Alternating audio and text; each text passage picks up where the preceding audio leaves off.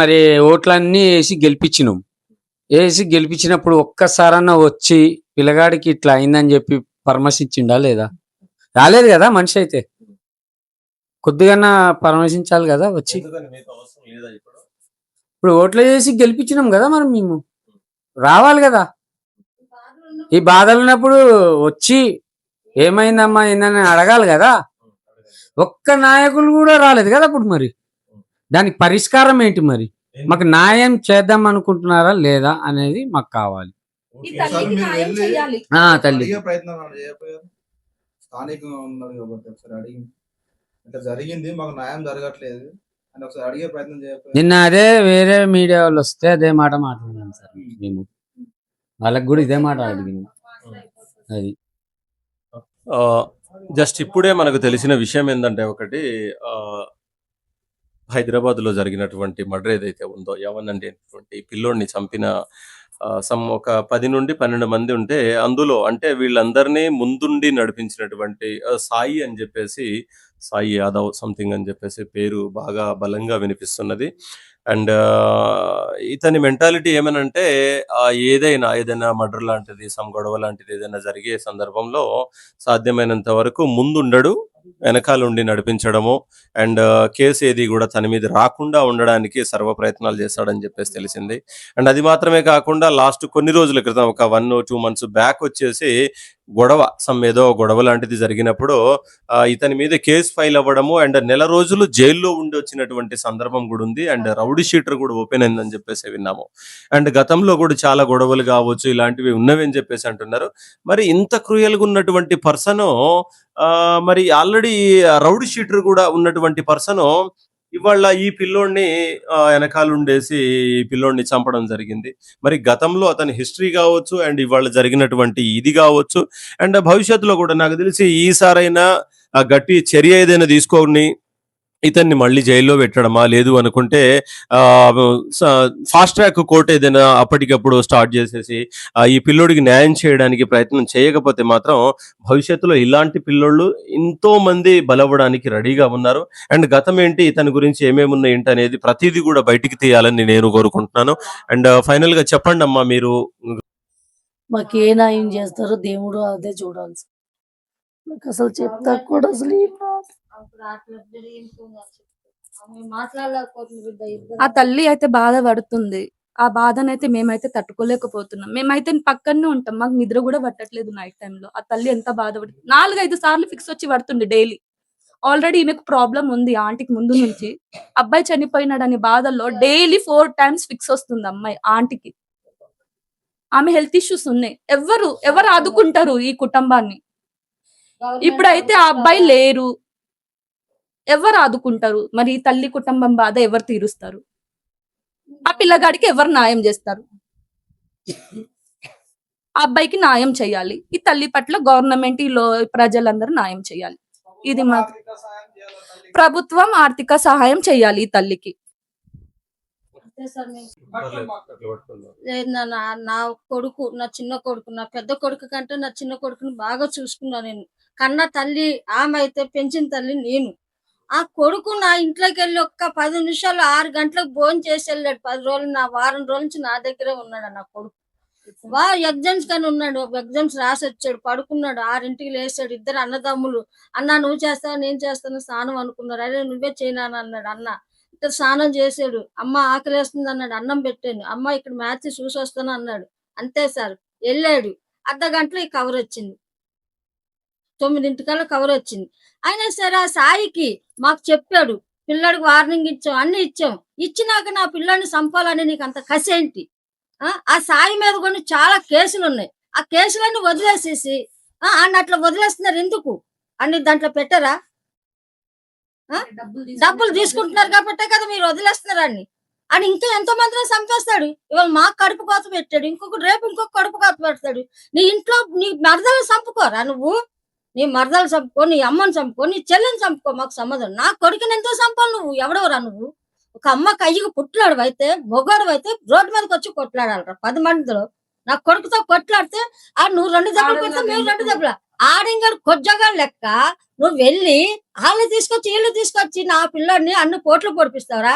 అదే ఆడైతే ఆడ అమ్మ నాన్నకు పుట్టినాడు కాబట్టి ఆడు నిన్ను బతిమాడుకున్న గొన్ను నువ్వు వదలలేదాడు. నీకు కొజ్జగడుగు కాక బయటతో పొడిపిచ్చేసి నువ్వు లండగడుగు కాబట్టి అక్కడెక్కడ దాచుకుంటున్నారా? లంజా కొడక బయటకు రారా? చేస్తావా? నువ్వేం చేస్తావు? రారా? నీ అమ్మను దొబ్బించుకో, నీ చెల్లిని దొబ్బించు. నీకు అంత కొవ్వు ఉంటే నీ మరదల దగ్గరికి వెళ్ళరా. నీ మరదలు నేను బాడుకో కొజ్జ బాడుకో, నువ్వు నాకు వద్దురా, ఆ చచ్చిపోయినాడే నాకు కావాలంటే దాన్ని నోరు మూపించేస్తున్నారు. దాన్ని సంపురా ముందర. నీకు దాన్ని పెళ్లి చేసుకోవాలన్నా అది నీ దగ్గర సంసారం చేయదురా లంజ కొడక. ఎంత మందిని చంపుతావురా? నీ పీని పొట్టు రోడ్డు మీద పోతుంటే నన్ను చంపుతావా? చంపురా, ఫోటోలో కనబడుతున్నా చంపురా. నువ్వు నన్ను చంపేలాగుంటే నువ్వు రోడ్డు మీద ఉండవు కదా, ఎక్కడ ఉండవు. నా అందరు కుటుంబం అంతా నేను చంపేస్తారు. ఇప్పుడుకున్న నువ్వు బయటకు రావాలరా. ఒక అమ్మకాయ తల్లికి బుద్ధి లేదా? తల్లి ఎట్లా కన్నాడు, తండ్రి ఎట్లా కన్నాడు? ఆడికి పెళ్లి ఎందుకైంది? మరదల మీద మోజు ఉన్నది సార్. ఆడికి మరదల మీద మోజు ఉంది. ఆడికి ఆ మోజుతోటి ఆ మోజుతోని నీ కసి ఉంటే నా కొడుకుని ఎందుకు చంపాలి సార్? నా కొడుకుని ఎందుకు చంపాలి? అది పెళ్లి కాలే, మరదలు చేసుకోవాలని ఉంది ఆయనకి. మరదలు చేసుకోవాలని ఉంటే నీ మరదలకి ఇష్టం లేనప్పుడు నేనేం చేయాలి? నా కొడుకు ఏం చేయాలి? నా కొడుకుని ఇష్టపడ్డది. నా కొడుకు రావే నేను లేచిపోదాం అని అనలేదు కదా. నా కొడుకు అంత మంచి మాట చెప్పి పబ్లిక్ అంతా మంచి పేరు తెచ్చుకున్నాను. నా కొడుకు వీళ్ళ తల్లిదండ్రులు, ఇప్పుడు అబ్బాయి వాళ్ళ తల్లిదండ్రులు అబ్బాయికి మంచి మంచి మాటలతోటి అబ్బాయిని సరిదిద్దుకున్నారు.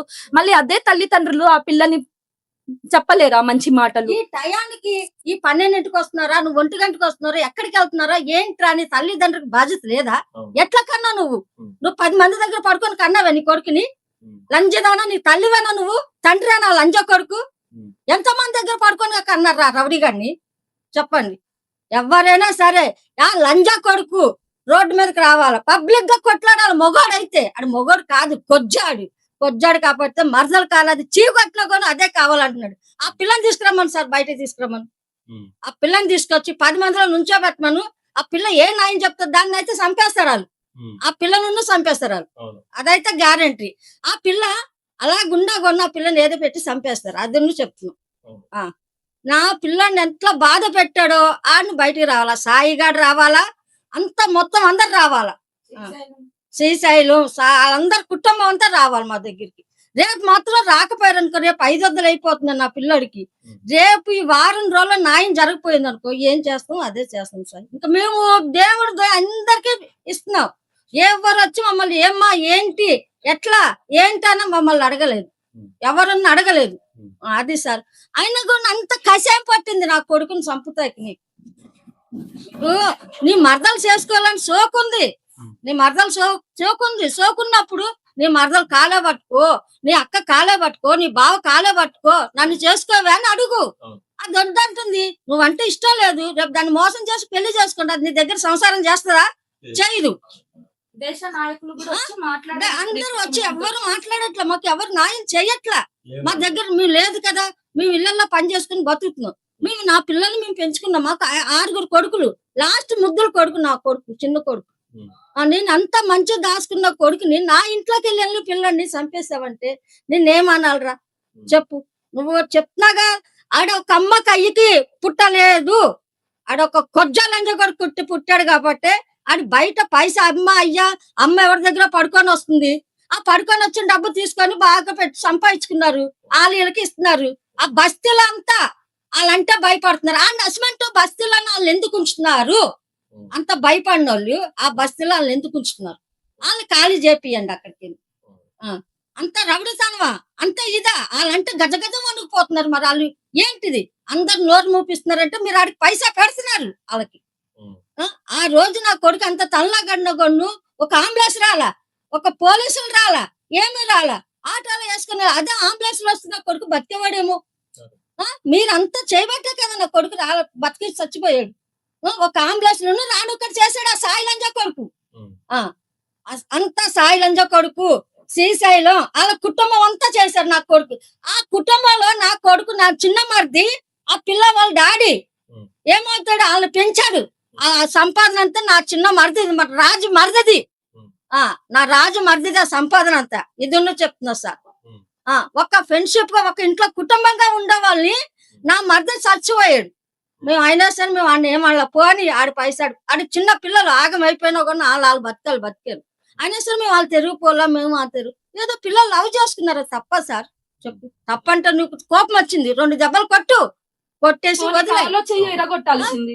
2 దెబ్బలు కొట్టు అట్లా కాదు కాలు ఇరిసే చెయ్యి ఇరిసే అయినా నీకు రైస్ ఎక్కడున్నాయి లేవు ఆ రైస్ లేవు నువ్వు కనీసం మేము మాకు ఒక ఫోన్ చేశారా చేయలేదు నా పిల్లడు అమ్మా వాళ్ళ పక్క అంటనే ఉన్నారు ఫోన్ లాగేసుకున్నారు అని పొడి చేశారు ఇదేమన్నా న్యాయమా ఆడు ఎంత తల్లాడాడు మీరున్న అట్లనే ఆ సాయి లంజ కొడుకు మాకు రావాలి అంతే రోడ్డు మీద నేను కలుస్తానా నేను పనికి పోతా పొద్దుగా చంపేస్తారా చంపేమని అది రెడీ చెప్తున్నాను కదా నా కొడుకు ఈ ఆడు చచ్చిపోయినా కానీ ఆడు వదలం మేము అంతే ఆడు రావాలి ఆడే చేపిస్తున్నాడు మూల కారణం అంతా ఆడ పేరు మీద ఎన్ని కేసులు ఉన్న పోలీసు వాళ్ళే చెప్తున్నారు వాళ్ళు ఏం చేయలేకపోతున్నారు అంతే అంతే సార్ ఇంకా దయ్యుంచి నా పిల్లడికి న్యాయం చేయండి నా చెల్లికి న్యాయం చేయండి ఒక కుటుంబ రోదన ఏ రేంజ్ లో ఉందో పాపం కన్న తల్లైతే తను అండ్ చాలా రోజులు పెంచిన తల్లైతే ఆ పెద్దమ్మ మరి వాస్తవంగా ఆ పిల్లోడి మీద ఎంత మమకారం ఉండి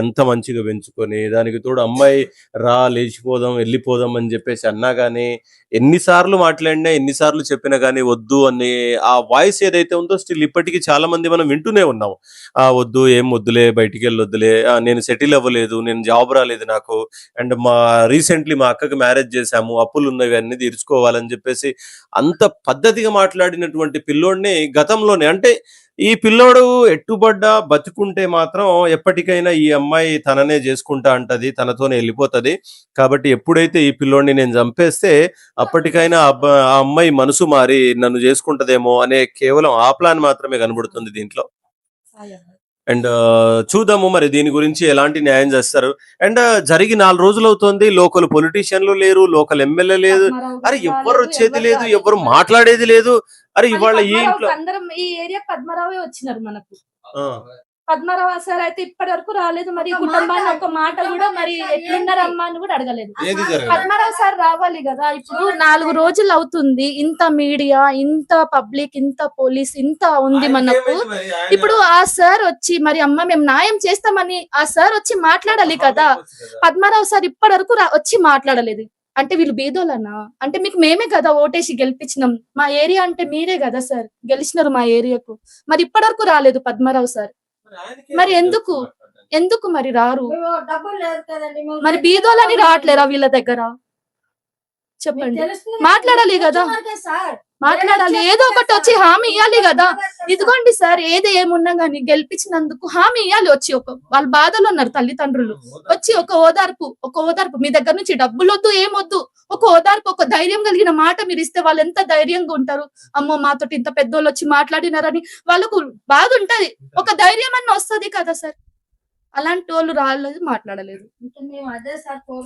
చూసారు కదా సరే జరిగింది వాడు చేశాడు చంపింది వాడు చంపించింది వాడు చనిపోయింది మాత్రం వీళ్ళ పిల్లోడు కానీ అరే ఒక అధికారంలో ఉన్నటువంటి ఒక పొలిటీషియన్ కావచ్చు లేదు అనుకుంటే లోకల్ ఉన్నటువంటి లీడర్స్ కావచ్చు ఓట్లేసినప్పుడు మాత్రమే వీళ్ళతో అవసరం అనేది కాకుండా అరే వీళ్ళకు ఒక భరోసా ఒక నాయకులము ఒక గవర్నమెంట్ లో ఉన్నాము కాబట్టి తప్పు జరుగుతున్నప్పుడు దాన్ని ప్రశ్నించి అమ్మా ఏం పర్లేదు మేము ఉంటాం మీకు తోడుగా అని చెప్పేసి ఒక భరోసా ఇవ్వగలిగితే భవిష్యత్తులో ఇలాంటి వాళ్ళు కూడా కొంచెం ధైర్యంగా ఉండగలరు కదా మరి చూద్దాము 4 రోజులు గడిచింది కదా ఇప్పటి వరకు ఏది జరగలేదు మరి రేపు 5వ రోజు కార్యక్రమం ఏదో అనుకుంటున్నారు మరి అప్పుడైనా ఎవరైనా రావాలి వాళ్ళకు ఒక భరోసా ఇవ్వాలి అండ్ తప్పు చేసినటువంటి వాళ్ళని 100% మేము శిక్షిస్తాము మీకు తోడుగా ఉంటామనే హామీ ఇస్తారని మనస్ఫూర్తిగా కోరుకుంటున్నాను ఫైనల్లీ ఒక మాట అయితే చెప్తాను ఏంటంటే ఈ ఫ్యామిలీకి మెయిన్ ఉన్నటువంటి భరోసా అంటే వాళ్ళ ఫాదర్ కూడా హెల్త్ అంత బాగాలేదు అండ్ మదర్ కూడా పాపం రోజులో సింగిల్ డేలో ఒక 4 నుండి 5 సార్లు ఫిట్స్ వస్తుందంట మరి ఒక అక్క ఉండే తనకు పెళ్లి చేశారు తనకు ఇంకొక అంటే ఇదే ఫ్యామిలీ మీద ఇంకొక 10 లక్షల వరకు అప్పు కూడా ఉంది కాబట్టి ఎవరైతే భరోసా అనుకున్నటువంటి పిల్లోడే ఇవాళ లేకుండా పోయాడు కాబట్టి గవర్నమెంట్ నుండి కావచ్చు లోకల్ పొలిటీషియన్ల నుండి కావచ్చు వాళ్ళకు ఒక భరోసా కావాలి అండ్ కొంచెం ఆర్థికంగా ఏదైనా సహాయం చేసినా గానీ వాళ్ళు కొంచెం నిలబడడానికి అవకాశం ఉంటుంది ఎందుకనంటే ఫాదర్ ఇన్కమ్ లేదు అండ్ మదర్ కూడా చూసారు కదా 4-5 సార్లు ఫిట్స్ వస్తుందంటే తను కూడా ఎటువంటి సపోర్ట్ లేదు కాబట్టి దయచేసి లోకల్లో ఉన్నటువంటి పొలిటీషియన్లు కావచ్చు లేదు అనుకుంటే ఎమ్మెల్యే కావచ్చు ఒక్కసారి రండి సరే ఇక్కడ వేడిగా ఉంటే మీరు ఇక్కడ ఉండిపోవడానికి కాదు, జస్ట్ ఒక 5 నిమిషాలు వచ్చేసి మాట్లాడేసి సరేనమ్మా గవర్నమెంట్ నుండి ఏదైనా మాట్లాడతాము, ఏదైనా చేస్తాము, మీకు ఒక భరోసా ఉంటుందని చెప్పేసి జస్ట్ 2 నిమిషాలు చెప్పేసి వెళ్ళిపోతే అయిపోతుంది కదా. ఒకానొక రోజు గతంలో మనము కూడా ఒక నార్మల్ స్టేజ్ నుండి వచ్చాము, ఇలాంటి వేడి ఉన్న రూమ్ లో నుండి వచ్చాము, పల్లెటూరు నుండి వచ్చాము, ఏమి లేనటువంటి స్టేజ్ నుండి వచ్చాము. సరే ఇవాళ గొప్పగా ఉండొచ్చు, కాబట్టి కొంచెం మన స్టేజ్ని ఒకసారి ఆలోచించుకొని మనం ఎక్కడి నుండి వచ్చామనేది ఆలోచించి కొంచెం వీళ్ళకి సపోర్ట్ ఇస్తారని మనస్ఫూర్తిగా కోరుకుంటున్నాను. ఓకేనా? Thank you.